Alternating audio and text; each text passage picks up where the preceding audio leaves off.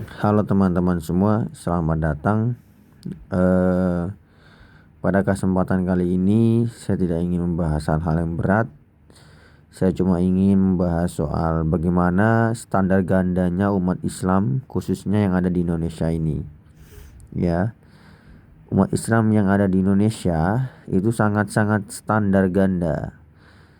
Kalau ada orang sujud depan pohon, sujud di lautan, sujud kepada gunung atau kepada bumi atau kepada matahari, dianggapnya menyembah berhala.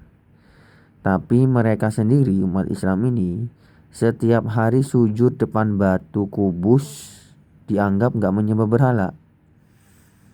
Kalau ada orang di Indonesia ini yang mencium batu, dianggap mencium, memuji, ya, menyembah batu, dianggap itu menyembah berhala.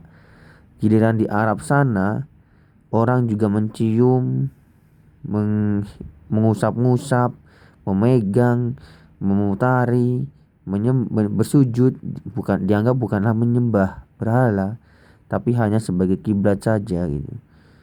Ininya adalah standar ganda gitu loh. Kenapa yang satu dianggap menyembah berhala, sedangkan yang lain tidak dianggap menyembah berhala? Kalau saya pribadi disuruh untuk menghadap Ka'bah ya dalam sembahyang begitu, atau menghadap pohon dalam sembahyang, ya saya lebih memilih sembahyang menghadap pohon. Kenapa? Karena pohon itu memberikan saya hidup, ada manfaatnya bagi saya yang jelas. Sedangkan Ka'bah manfaatnya bagi saya apa? Ya, jadi kalau dianggap menyembah berhala, ya justru yang menyembah berhala itu yang mana gitu loh. Justru kalau saya bersembahyang hadap pohon itu lebih masuk akal karena pohon ngasih saya hidup gitu. Selain itu, umat Islam Indonesia ini itu sangat antisemit ya, sangat anti Yahudi. Kalau ada kesalahan satu dua orang Yahudi, dipukul sama rata bahwa semua orang Yahudi itu juga salah gitu. Tapi sendirinya juga tidak mau dipukul sama rata. Ketika ada satu dua muslim yang melakukan aksi terorisme, dibilangnya itu hanya oknum. Tidak mau dipukul sama rata kalau semua muslim itu juga teroris. Tapi sendirinya juga suka pukul sama rata. Kalau ada orang Yahudi yang berbuat satu dua kesalahan, pukul sama rata bahwa semua Yahudi kelakuannya seperti itu. Nah, ini kan juga standar ganda gitu loh. Kenapa kalau kita mengatakan muslim itu teroris hanya karena satu dua orang muslim adalah teroris, itu kita katakannya kesalahan gitu ya. Lantas kenapa kok kemudian justru umat muslim di Indonesia suka pukul sama rata gitu? Kan antisemit sekali itu.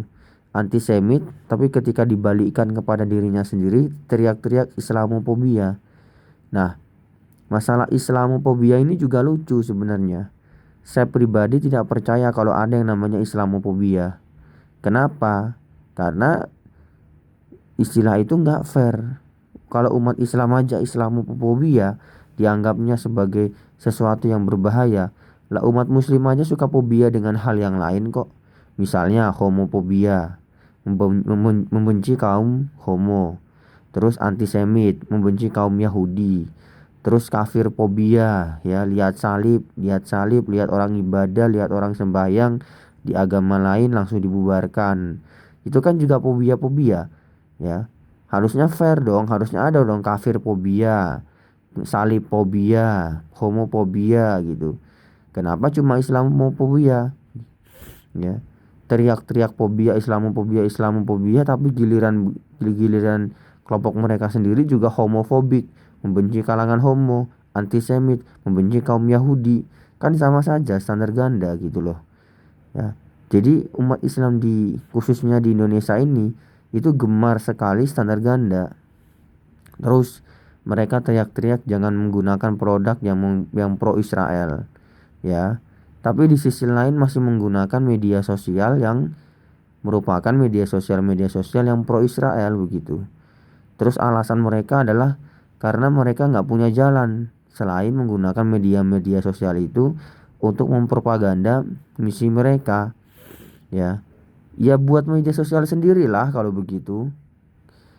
Iya dong, masa gerakan pro Palestina sebesar itu nggak ada satupun orang yang pakar pakar dalam bidang bikin-bikin media sosial begitu? Ya bikin media sosial sendiri dong harusnya kalau mau fair, ya biar tidak lagi menggunakan media sosial yang pro dengan Israel gitu loh. Ya, alasannya kan ya kita pakai media yang pro Israel ini kan karena kita boykot produk Israel, produk yang pro Israel sebisa kita dan semampu kita. Ya kalau begitu sekalian jangan menggunakan media sosial buatan Israel, sekalian bikin media sosial sendiri dong. Masa nggak bisa? Masa gerakan pro Palestina sebesar itu masa nggak ada kemampuan untuk mengumpulkan dana atau nggak ada orang yang punya kemampuan untuk menciptakan media sosial sendiri? Ya ciptakan media sosial sendiri dong gitu. Ini yang saya lihat dari umat Islam yang khususnya yang ada di Indonesia ya, yang gemar sekali melakukan standar ganda.